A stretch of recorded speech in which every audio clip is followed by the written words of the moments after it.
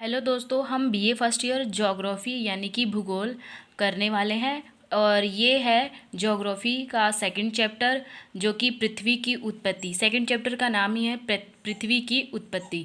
और इसके अंतर्गत हम इससे पहले भी हम वीडियो डाल चुके हैं जिसमें हमने हमारा सौर परिवार के बारे में बताया है। अब सूरज के बारे में बताया गया है कि कैसे चक्कर लगाता है, कितना इसका व्यास है, ये अपनी किली पे कितना समय तक घूमता है, इसकी जो वहाँ का तापमान क्या है, सब हमने बहुत ही विस्तार पूर्वक वर्णन किया है सभी। और इसके जो 8 प्लैनेट हैं उसके भी बारे में हमने बताया है। सबके बारे में हमने विस्तार पूर्वक बता दिया है। अब आपको कहेंगे कि आप 8 प्लैनेट और उसमें धूमकेतु, उपग्रह यानी सैटेलाइट के बारे में भी हमने सब बता दिया है। और जो एक प्लैनेट है गायब कैसे हो गया वो भी सब हमने बता दिया। आप हमारे चैनल पे जाके वो वीडियो देख सकते हैं। अब चलिए हम स्टार्ट करते हैं पृथ्वी की उत्पत्ति। हमने पहली वीडियो डाल चुकी है, तो चलिए हम स्टार्ट करते हैं। सौरमंडल की उत्पत्ति का अर्थ भी अप्रत्यक्ष रूप से पृथ्वी की उत्पत्ति से ही है। इसी कारण प्रारंभ से ही सभी धर्मशास्त्रों में एवं आज तक के वैज्ञानिकों ने जो सिद्धांत या परिकल्पनाएं प्रस्तुत की हैं उनमें सौरमंडल एक उसके साथ पृथ्वी की उत्पत्ति को भी समझाया है।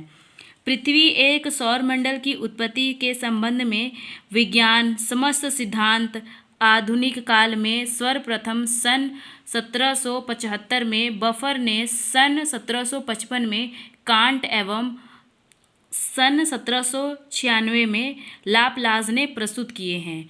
तो चलिए हम बात करते हैं। इसको 3 भागों में इन्होंने अपने 3 भागों में बांटा है। और कैसे कैसे बांटा है हम चलो देखते हैं। सौरमंडल एवं पृथ्वी की उत्पत्ति की कल्पना निम्न सिद्धांतों से 3 वर्गों में रखा जा सकता है। जैसे अद्वैतवाद सिद्धांत, सौरमंडल एवं पृथ्वी की उत्पत्ति मात्र एक तारे सूर्य से ही हुई है। मतलब अद्वैतवाद में यही बताया गया है कि सौरमंडल में जो सौरमंडल है, जो पृथ्वी की उत्पत्ति मात्र एक तारे से ही हुई है। इसमें ये और ये जो सिद्धांत है कौन कौन से हमारे जो वैज्ञानिक है, जो भूगोलवेता है, कौन कौन से हैं? Buffer, can't, Laplace, Lockyer, Herschel एवं रोशे, इन्होंने बताया है। अब हम इसके बारे में भी एक एक करके पढ़ेंगे। अद्वैतवादी सिद्धांत, सॉरी ये अद्वैतवादी था, अब ये पढ़ेंगे सेकेंड हम द्वैतवादी सिद्धांत। सौरमंडल एवं पृथ्वी की 2 बार लिख दिया मैंने क्योंकि मैंने थोड़ा खुद से लिखा था तो थोड़ा गलती हो गया मुझसे। सौरमंडल एवं पृथ्वी की उत्पत्ति एक से अधिक अर्थात 2 तारों से हुई है। अद्वैतवाद में बताया गया कि सौरमंडल की जो उत्पत्ति यानी पृथ्वी की जो उत्पत्ति है वो एक या मतलब 2 तारों से हुई है। उसमें पहले वाले में बताया गया कि एक तारे से, इसमें बता दिया 2 तारे से। जैसे सिद्धांत है इनमें कौन कौन से? चैम्बरलिन का सिद्धांत है, वह मोल्टन, जेम्स जीन्स तथा जेफरे एवं रसेल। अब आधुनिक सिद्धांत यानी जो आजकल का है, इसमें वही सिद्धांत सम्मिलित किया है जो कि द्वितीय विश्व युद्ध के पश्चात होने वाले अत्याधुनिक वैज्ञानिकों, आविष्कारों एवं ब्रह्मांड के विषय में एकत्रित नवीन जानकारी पर आधारित है। पृथ्वी की उत्पत्ति संबंधी सिद्धांत।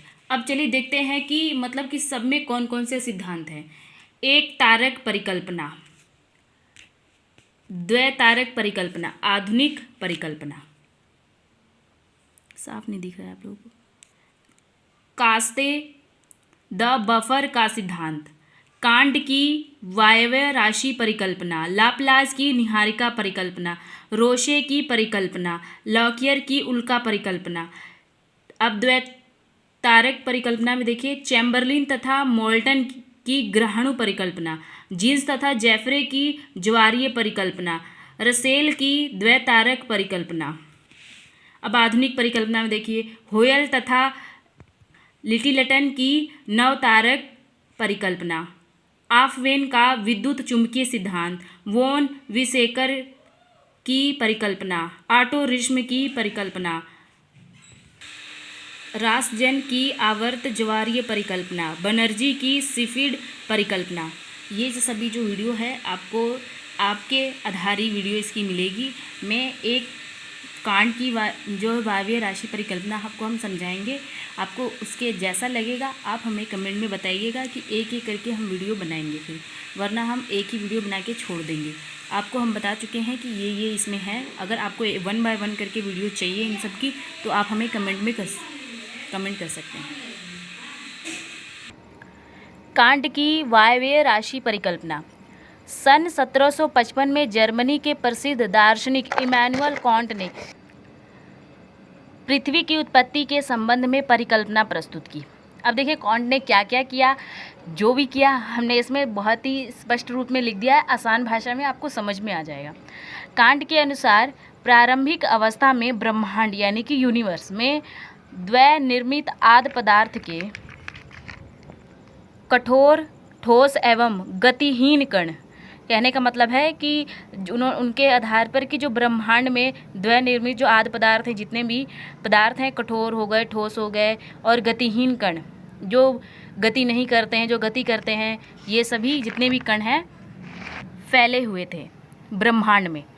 गुरुत्वाकर्षण के कारण ये कण आपस में टकराने से ताप उत्पन्न हुआ। मतलब कहने का तात्पर्य है कि अगर कोई दो चीज़ें हैं, अगर हम उनको टकराएंगे तो ताप तो उत्पन्न होगा ही, जैसे हमारे आग की खोज हुई थी उसी प्रकार आपस में टकराने से ताप उत्पन्न हुआ तथा गति सी उत्पन्न हुई। इस मतलब कि उसमें गति भी उत्पन्न हुआ, उनके आधार पे माना गया। बाकी आलोचनाएं भी काफ़ी देखने को मिली हैं इनमें।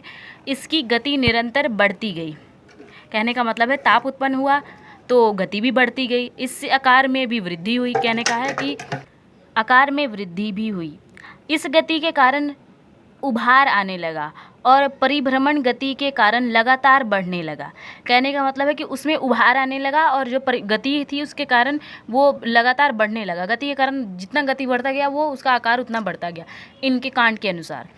अब क्या हुआ, अनंत इसमें से एक छल्ला अंगूठी के समान निकलकर बाहर गिर गया। कहने का मतलब है कि उसमें जब उभरता रहा तो उसमें से ना जैसे अंगूठी होती है छल्ला, उसके आकार में वो मतलब निकलकर बाहर गिरा। इसी वायव्य छल्ला की भांति क्रमशः 9 छल्ले इस निहारिका से अलग हो गए। उसी छल्ले में से 9 निकल कर आए। 9 ग्रह, जो ग्रह है हमारे प्लेनेट, उसकी बात की गई है। इस निहारिका का मुख्य भाग सूर्य है और ग्रहों के ठंडा होने से पहले कुछ पदार्थ निकलकर बाहर गिरने के कारण, जो कह रहे हैं कि जब ग्रह ठंडे हुए तो उनके ठंडा होने के कारण जो पदार्थ बाहर निकले, उन्होंने सैटेलाइट यानी उन्होंने उसे उपग्रह माना। वो देखिए यहाँ पर लिखा है, बाहर गिरने के कारण उपग्रह की उत्पत्ति हुई। इस कारण पृथ्वी की उत्पत्ति हुई। धीरे धीरे पृथ्वी ठंडी होती गई तथा वायुमंडल का अविभाग हुआ, जिससे वर्षा हुई। वर्षा के जल में गहरे भागों में निक्षेपण से सागर बने। कहने का मतलब है जब ठंडी हुई तो पृथ्वी का मतलब वायुमंडल वगैरह वहाँ पे रहने लायक जीवन बन गया कांट के अनुसार। और फिर जब काफ़ी ज़्यादा जो गड्ढे थे, उस गड्ढों में जो गड्ढे ज़्यादा गहरे जो काफ़ी ज़्यादा गड्ढे थे, उसमें क्या हुआ, बारिश होती गई, लगातार बारिश होती गई तो वो क्या है, उनके कहने के अनुसार कि वो सागर बन गए। तो चलिए इनकी थोड़ी सी आलोचनाएं देख लेते हैं। हम आलोचनाएं लिखे नहीं हैं, हम ऐसे ही आपको बता देते हैं। अब देखिए, प्रारंभिक समय में जो कांट के वाक्य राशि परिकल्पना को बहुत सहारा गया, किंतु बाद में इसकी विभिन्न आधारों पर आलोचनाएं की गई। मतलब पहले तो इनकी उन्होंने जो सिद्धांत प्रस्तुत किया उसको बहुत ही सम्मान किया गया। फिर बाद में इसमें काफ़ी जैसे अलग अलग वैज्ञानिक आए, उन्होंने अपने आधार पे सोचा, खोज किया, फिर उन्होंने इनकी काफ़ी सारी आलोचनाएं यहाँ इनकी सिद्धांत में देखने को मिल गई। अब ये देखिए, ये विपरीत कैसे है हम आपको बताते हैं। जैसे निहारिका में ताप वृद्धि के कारण गुरुत्वाकर्षण शक्ति को माना गया।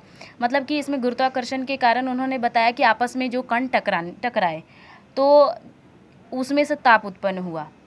किंतु अब देखिए आलोचनाएं क्या कहती हैं कि निहारिका में ताप वृद्धि के कारण गुरुत्वाकर्षण शक्ति को माना गया, किंतु इतनी अधिक ऊष्मा प्राप्त नहीं हो सकती। कहने का मतलब है कि अगर वो टकराएंगे तो इतनी ज़्यादा ऊष्मा प्राप्त नहीं हो सकती कि वह पदार्थ तरल अवस्था में आ जाए। अब देखिए इसमें दूसरी आलोचना क्या देखने को मिली। कांट ने बताया कि आदि पदार्थों के परस्पर टकराने से परिभ्रमण गति उत्पन्न हुई। अब इन्होंने ये कहा था, अब देखिए आप खुद दिमाग लगाइए, किंतु कणों के आपसी टकराव से गति पर कोई प्रभाव नहीं पड़ता। कोणीय संवेग की सुरक्षा के सिद्धांत यानी principle of conservation of angular moment के आधार पर किसी गतिहीन पदार्थ के आपस में टकराने से गति का आविर्भाव नहीं होता। कोणीय संवेग के अनुसार गतिहीन पदार्थों के टकराने से भी गति प्राप्त नहीं होती है। अब देखिए और भी ये भी बताया गया था कि उस निहारिका से जो 9 छल्ले ही क्यों निकले, और भी तो ज़्यादा निकल सकते थे, 9 ही क्यों निकले। इसके बाद यह मतलब कि क्रिया को क्यों नहीं माना गया, अब मुझे नहीं पता, अब इतना ही यहाँ पे बताया गया है। अब देखिए अब इसमें और भी एक है आलोचना। कांट का मानना था कि निहारिका के आकार में वृद्धि से उसकी गति भी हुई, गति बढ़ती गई, किंतु यह गलत है क्योंकि कोणीय संवेग की स्थिरता के सिद्धांत के आधार पर वृद्धि आकार बढ़ता है तो गति घटती है। यानी कहने का मतलब कोणीय संवेग के स्थिरता के सिद्धांत के अनुसार कहना है कि जब आकार बढ़ता है तो गति घटती है। अब खुद ही देखिए, जो जितना मोटा पहलवान होगा वो उतना धीरे चलेगा, जितना वो पतला होगा वो काफ़ी तेज़ भागेगा। इसके आधार पे ही आप मान लीजिए, वो मतलब जितना आकार उसका बढ़ता है वो गति उतनी घटती है। यदि आकार घटता है तो गति बढ़ती है।